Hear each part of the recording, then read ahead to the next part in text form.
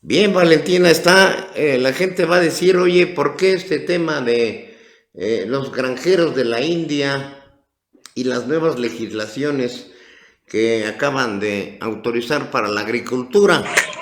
Adelante con este asunto. Sí, o sea, justamente quise hablar de este tema porque era algo que pienso que mucha gente no sabe y la verdad yo no me hubiera enterado si no hubiera sido porque hablando con un amigo que es hindú pero ahorita vive en Dubái, justamente me comentó esto de que en el 2019 más de 10,000 granjeros se suicidaron, entonces dije, a ver, ¿cómo que 10,000 personas se suicidaron? ¿En la Entonces, India? en la India, puros granjeros. Entonces dije, no, quiero investigar más de este tema y quiero saber a qué se deben estos suicidios, a qué se deben ahorita en la India, cerca de Nueva Delhi, están pasando las protestas más grandes que hay en el mundo actualmente. Entonces dije, es un tema muy interesante, es algo que muy poca gente sabe, entonces ¿Sí? dije, vamos a investigar un poco más de este tema, ¿no? Entonces por ¿Sí? eso elegí este tema. Entonces, hay como tres preguntas principales acerca de qué está pasando en India. La primera es, ¿por qué los granjeros están tan enojados? La segunda es, ¿por qué el gobierno de la India está tan en contra de estas protestas? Y la tercera es, ¿por qué estas protestas enseñan qué onda con el sistema democrático de la India y van mucho más allá de la agricultura? Entonces, empezando con la primera pregunta, se supone que estas nuevas leyes que está creando el gobierno hindú son para apoyar a estos mismos granjeros. Vemos que ahorita en el mundo una de las preguntas que más se tienen dentro de los países es ¿cómo vamos a alimentar a esta creciente población que todos los países tenemos? ¿Cómo vamos a proteger a las personas que están cultivando esta comida y cómo vamos a proteger el medio ambiente? Entonces hay como dos sistemas principales que guían este tipo de negocios. El primero es uno que es puramente capitalista y se lidia por las reglas de demanda y de venta. Entonces, en cuanto más vendes, o sea, es el típico básico de la economía. El segundo, que es algo por lo que se basa la India y también la Unión Europea, es altos niveles de subsidios para ayudar a los granjeros y no solo eso vemos en la India, sino también lo que vemos es que tienen muchas regulaciones para que compañías externas al país no invadan los mercados. Entonces, vemos que en la India hay alrededor de 1.4 billones de personas, estamos hablando de muchísimas, muchísimas personas y vemos que alrededor de la mitad trabaja en la agricultura, pero vemos que durante muchos años esta agricultura en la India ha sufrido varios problemas. Uno de los mayores problemas es que aunque la mitad de las personas del país trabajan en la agricultura, nada más la agricultura es un sexto de su Producto Interno Bruto y además de eso, debido a problemas de irrigación, problemas de quiénes son los dueños de la tierra, muchísima corrupción que sucede en la India, vemos que aparte con el cambio climático que está experimentando el país actualmente, es muy complicado crecer cualquier tipo de alimentos. Entonces, todo esto ha causado muchísimo sufrimiento entre los granjeros de la India y ha llevado a que nada más en el 2019 10,000 granjeros habían suicidado porque o no pueden pagar subsidios que ellos habían tomado prestado porque no pudieron tener la producción que esperaban esa temporada o porque hay unos ataques de locust, que es un tipo de bicho que hace que toda lo que crecieron durante el año se arruine por completo, porque hay falta de agua, entonces no pueden crecer los alimentos, o sea, tienen varios problemas. Entonces, algo que los granjeros y el gobierno están muy de acuerdo es que se necesita un cambio. Y el cambio que propusieron el gobierno fue en torno a estas nuevas tres leyes. Entonces, vemos que lo que normalmente se hace en India es que los granjeros no van directamente con los supermercados, sino hacen las transacciones por algo que se llama un mandi, que es como un tercero interesado. Los granjeros negocian con el mandi le vende a los supermercados o a cualquier persona que le quieran vender a estos granjeros. La cosa que los granjeros en verdad les gusta de los mandis es que les dan un precio seguro. Saben que si producen lo que sea de alimento van a obtener dinero por eso. Lo que les preocupa es que una de las cosas que hacen estas nuevas leyes es quitar al tercero y al hacer eso van a tener que lidiar directamente con los supermercados o a la persona que le quieren vender. El problema que ellos ven en esto es que es muy útil para grandes corporaciones no tener que lidiar con los mandis, pero el problema es para agricultores pequeños que no tienen tanta posición para estar negociando, entonces les preocupa mucho que los saquen de toda la ecuación. Entonces vemos que todo esto lleva a que hay mucho desconfort, porque el gobierno dice, no, les prometemos si es lo mejor para ustedes, que ya no está este tercero interesado. Los granjeros dicen, si no está el tercero interesado, nos van a pasar de alto, o sea, de que hay como un diálogo entre ellos dos, pero todo esto se reduce a una falta de confianza entre estos dos individuos.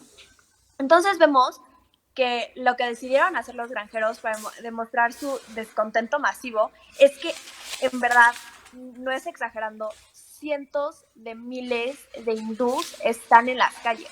Lo que trataron de hacer al principio fue llegar a Nueva Delhi, pero debido a que... Juan Álvaro, no sé si solo yo Sí, escucha como ruido en la parte de atrás. no, adelante, si te escucho bien. Ah, perfecto. Entonces vemos que lo que pasa es que esta falta de confianza llevó a que todos estos granjeros fueran a hacer estas protestas masivas a Nueva Delhi. Como en Nueva Delhi no los dejaron entrar, lo que decidieron hacer fue poner 3 campamentos alrededor de Nueva Delhi. Entonces lo que hicieron es que mientras la mitad de la población de poblados pequeños de la India va a protestar, va a protestar acerca de Nueva Delhi, la otra mitad se queda cuidando los cultivos y se van cambiando. Y esto es lo que han hecho durante meses ahorita.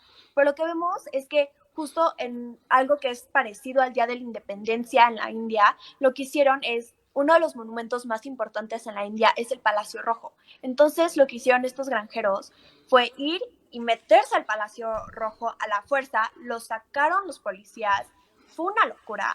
Pero más allá de eso, vemos algo muy parecido a de lo que hablé hace 2 semanas que estaba pasando en Myanmar, que Sí. el gobierno les está quitando el internet, está quitando diferentes fuentes de información, está bajando tweets.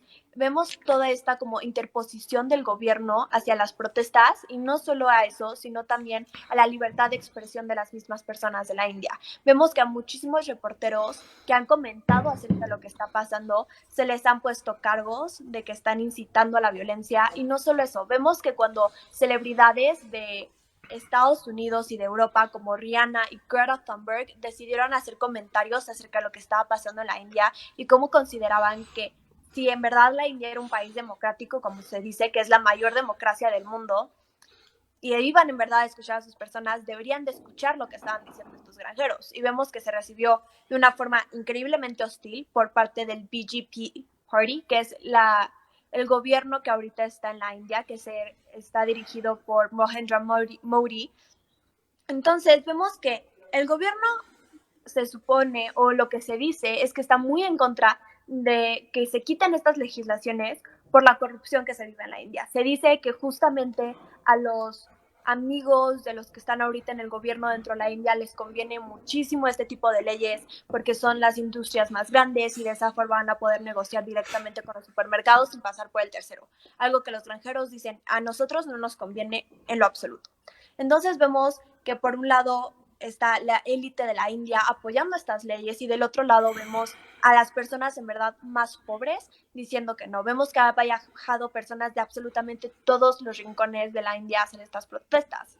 Y contestando a la tercera pregunta que había dicho, porque esta protesta es mucho más que solo agricultura. Vemos que se está habiendo impedimentos hacia la libertad de expresión con el gobierno de la India bajando tweets y arrestando a diferentes fuentes de información y a muchísimos reporteros. Y aparte de eso, vemos que cuando personas ajenas a este conflicto, a personas que son de este lado del continente, empezaron a hacer comentarios acerca de cómo sí se debía de escuchar a estas personas, hubo un drama en la India, todos los medios de la India se les fueron al cuello, a no solo Rihanna, pero en especial a Greta Thunberg diciendo que era una niña que no sabía nada, pero si vemos, Greta Thunberg ha sido una de las mujeres que más ha impulsado la lucha por el cambio climático y por tener un muchísimo mejor mundo en el que vamos a vivir las futuras generaciones como la mía.